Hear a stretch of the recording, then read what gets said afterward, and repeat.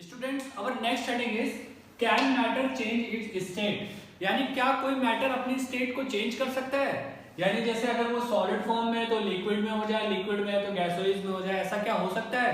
तो इसका सबसे अच्छा एग्जांपल है वाटर। ठीक है, आप इसको कह सकते हो वाटर को अगर हम थोड़ा सा भी हीट करेंगे तो क्या बन जाएगा, वाटर वेपर। और अगर हम वाटर को थोड़ा सा कूल डाउन करेंगे तो वो क्या बन जाएगा, वो बन जाएगा आइस। यानी हम सिंपल से वे में कह सकते हैं आइस को अगर हम थोड़ा सा हीट कर दें तो वो वाटर बन जाएगा, और वाटर को थोड़ा और हीट कर दें तो वो वाटर वेपर बन जाएगा।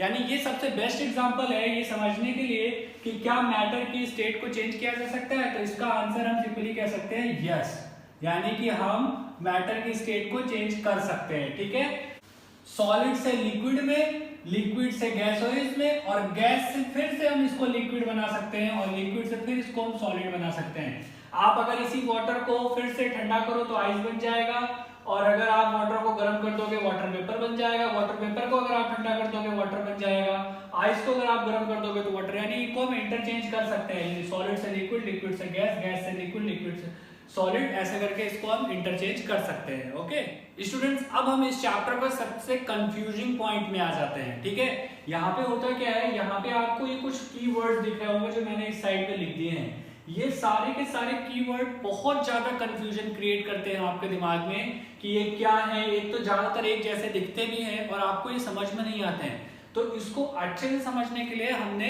यहाँ पे सारे के सारे एक साथ ले लिए और हम कंपैरेटिवली इसको एक एक करके पढ़ लेंगे, और अभी देखेंगे हमें सब कुछ बहुत इजी तरीके से समझ में आ जाएगा। ठीक है स्टूडेंट्स, एक बात का आप ध्यान रखना कि ये आपको शॉर्ट में भी एग्जाम में पूछे जा सकते हैं, या कई बार आपको लॉन्ग आंसर लिखने में भी ये हेल्प करते हैं। तो ये छोटे छोटे पॉइंट बहुत इंपॉर्टेंट होते हैं। ठीक है, तो अब हम इसको समझते हैं इस सिंपल मैकेनिज्म से। यानी जैसे हम कह सकते हैं यहाँ पे हमने एक लिक्विड ले लिया, एक यहाँ पे सॉलिड, एक गैस। अब ये कोई लिक्विड स्टेट है, ठीक है, और ये सॉलिड स्टेट है, ये गैस की कोई स्टेट है, किसी भी मैटर की हो सकती है। ठीक है, तो स्टूडेंट्स इसमें होता क्या है कि अगर कोई सॉलिड लिक्विड में कन्वर्ट हो रहा है, यानी सॉलिड अगर लिक्विड में कन्वर्ट हो रहा है तो इसको हम कहते हैं फ्यूजन। ठीक है, सबसे पहली चीज, सॉलिड अगर लिक्विड में बदल रहा है तो इसको हम कहेंगे फ्यूजन। ओके, मैं यहाँ पे शॉर्ट में लिख देता हूँ ताकि आप कंफ्यूज ना हो। ठीक है, और अगर कोई लिक्विड, कोई ऐसा मैटर है जो लिक्विड स्टेट में है और वो सॉलिड में कन्वर्ट हो रहा है तो इसको हम बोलते हैं सॉलिडिफिकेशन।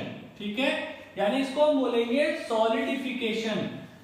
लिक्विड का सॉलिड में बदलना सॉलिडिफिकेशन कहलाएगा। ठीक है, इसके बाद हम आगे बढ़ते हैं, सॉलिड से अगर कोई गैस में कन्वर्ट हो रहा है तो इसको हम बोलते हैं सब्लिमेशन। ठीक है, अगर कोई सॉलिड गैस में कन्वर्ट हो रहा है तो इसको हम बोलते हैं सब्लिमेशन। ठीक है, और अगर कोई गैस सॉलिड में कन्वर्ट हो रहा है तो इसको हम बोलते हैं डिपोजिशन। ठीक है, गैस का सॉलिड में कन्वर्ट होना कहलाता है डिपोजिशन।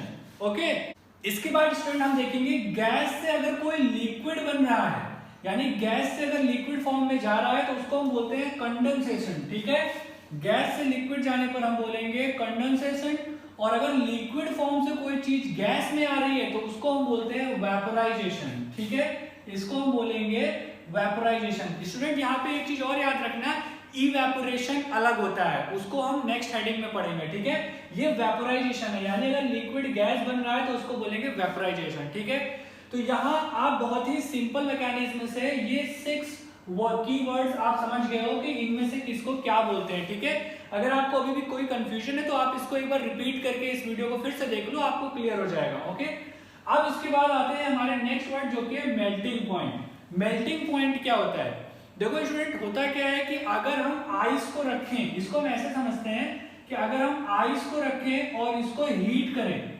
आइस को अगर हम हीट करें तो हम क्या देखेंगे, थोड़ी देर बाद ये लिक्विड में कन्वर्ट हो जाएगा। तो यानी हम कहेंगे कि पहले कुछ देर तक तो आइस रहेगा, लेकिन इसका पहले टेम्परेचर कम होगा, कम होगा, कम होगा, और एक ऐसा टेम्परेचर आएगा जिसके बाद से फिर ये लिक्विड में कन्वर्ट हो जाएगा।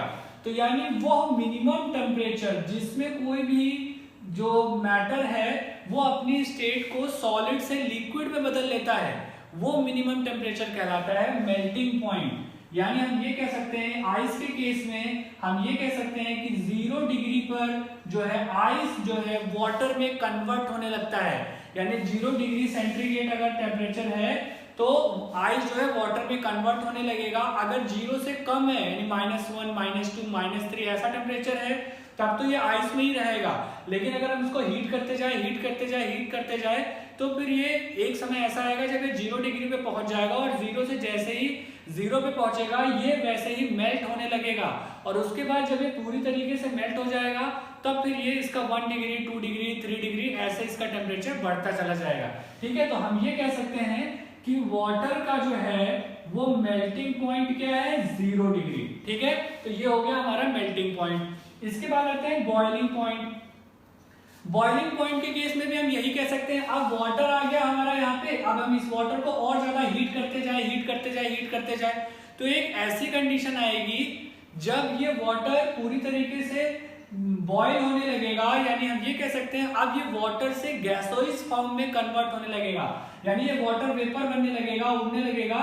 तो वो वाले जो टेम्परेचर होगा जिसमें ये वाटर से गैसोइस फॉर्म में कन्वर्ट होगा उस टेम्परेचर को हम बोलते हैं बॉइलिंग पॉइंट। ठीक है, बॉइलिंग जैसा कि नाम से पता चल रहा है। और वो कितना होता है वाटर के केस में ये होता है 100 डिग्री सेंटीग्रेड। यानी वाटर को अगर हम 100 डिग्री सेंटीग्रेड तक गर्म कर देंगे तो ये गैस में कन्वर्ट होने लग जाता है। ठीक है, तो ये टेम्परेचर इसका बॉइलिंग पॉइंट कहलाएगा। एक और चीज स्टूडेंट याद रखना, ये सारे पैरामीटर्स वाटर के लिए हैं। ठीक है, वाटर के केस में 0 डिग्री होता है मेल्टिंग पॉइंट और वाटर के केस में 100 डिग्री होता है बॉइलिंग पॉइंट। लेकिन अलग अगर आप कोई और मैटर ले रहे हो तो उसका मेल्टिंग पॉइंट और बॉइलिंग पॉइंट अलग अलग होगा। ठीक है, इसके बाद हमारा एक नेक्स्ट जो है कीवर्ड बचता है वो है लैटेंट हीट। ये बहुत ज्यादा कंफ्यूजिंग है और इसको बहुत सारे लोग नहीं समझ पाते।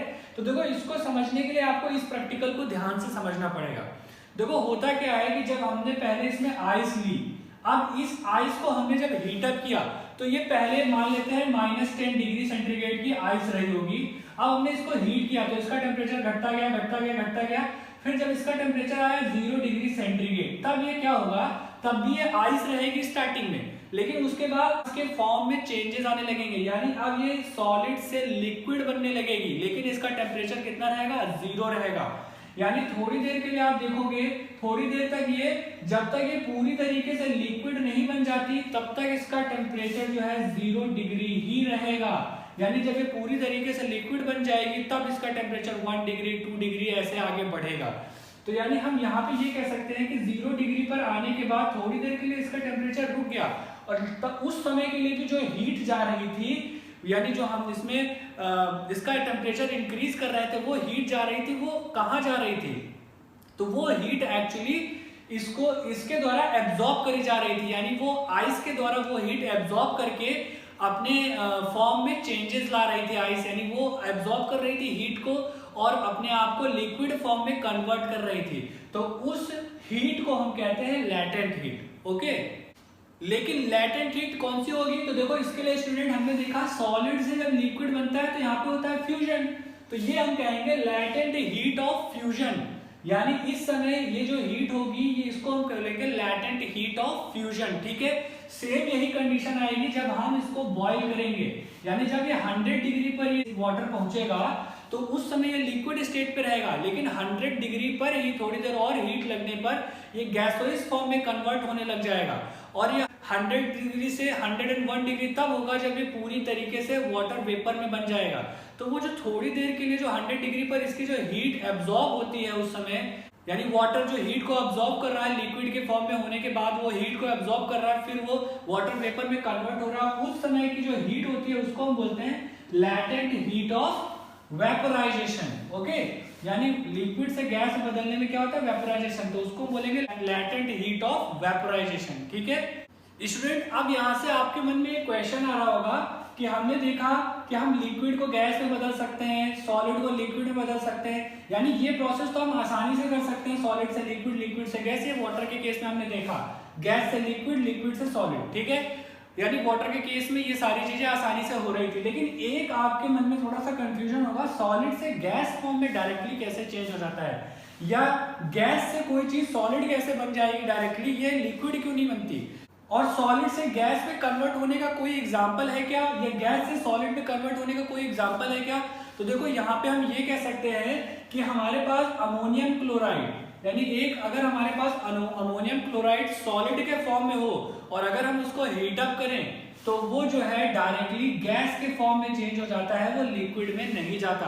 हालांकि आप इसको घर पे हीटअप नहीं कर सकते हो, ये लैब में हीटअप किया जाता है प्रॉपर प्रोटेक्शन के साथ। लेकिन आप एग्जांपल के रूप में जान लो कि अमोनियम क्लोराइड को अगर हम हीटअप करें तो ये सॉलिड से डायरेक्ट गैस में बन जाता है, ठीक है, यानी ये लिक्विड नहीं बनता।